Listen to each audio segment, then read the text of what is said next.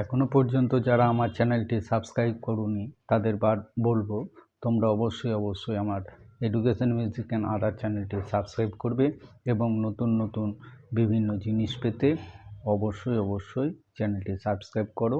তাহলে যখনই আমি নতুন কিছু ভিডিও আপলোড করব তাহলে সরাসরি সেই ভিডিও তোমাদের কাছে পৌঁছে যাবে। এখন আমি তোমাদের যে একটি অঙ্ক শেখাচ্ছি সেটা দেখো।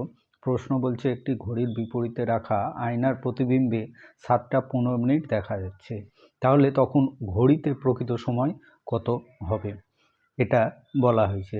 তাহলে আমরা কিভাবে অঙ্কটা সমাধান করছি দেখো।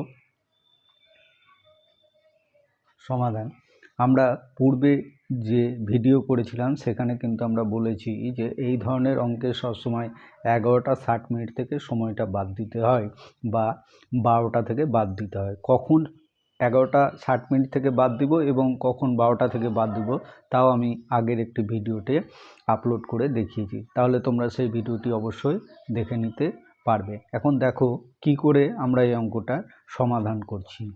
তাহলে 11:60 বিয়োগ করতে হবে বলেছি 7:15। তাহলে বিয়োগ করি 45 মিনিট।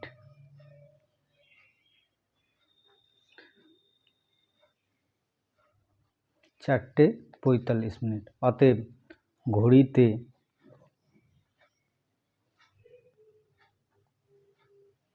প্রকৃত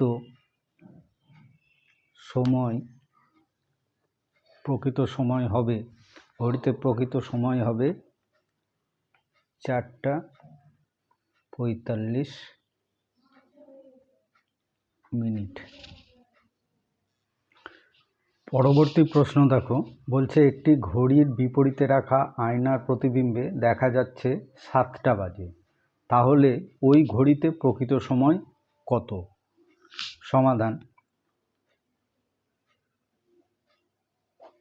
সমাধান করব। 12টা মাইনাস 7টা 5টা, অতএব ঘড়ির প্রকৃত সময়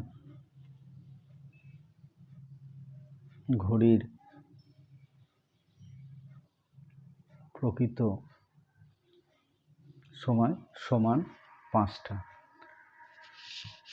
তাহলে তোমরা আশা করি সহজেই এই ধরনের অঙ্কগুলো এখন তোমরা করতে পারবে, সেটা ঘড়ির বিপরীতে রাখা প্রতিবিম্ব থেকেই হোক কিংবা ঘড়িতে থাকা অবস্থায় প্রতিবিম্বে কি সময় দেখাবে সেটা, তাহলে এই নিয়ম অনুসারে তোমরা যদি করো সহজেই তোমরা কিন্তু এই ধরনের অঙ্কগুলো করতে পারবে।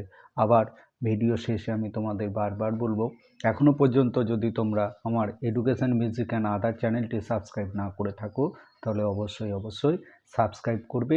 তাহলে আমি যখনই এই ধরনের অঙ্ক আপলোড করব সরাসরি প্রথমেই তোমাদের কাছে পৌঁছে যাবে। পরবর্তী ভিডিওটি পাওয়ার জন্য অবশ্যই তোমরা চ্যানেলটি সাবস্ক্রাইব করবে।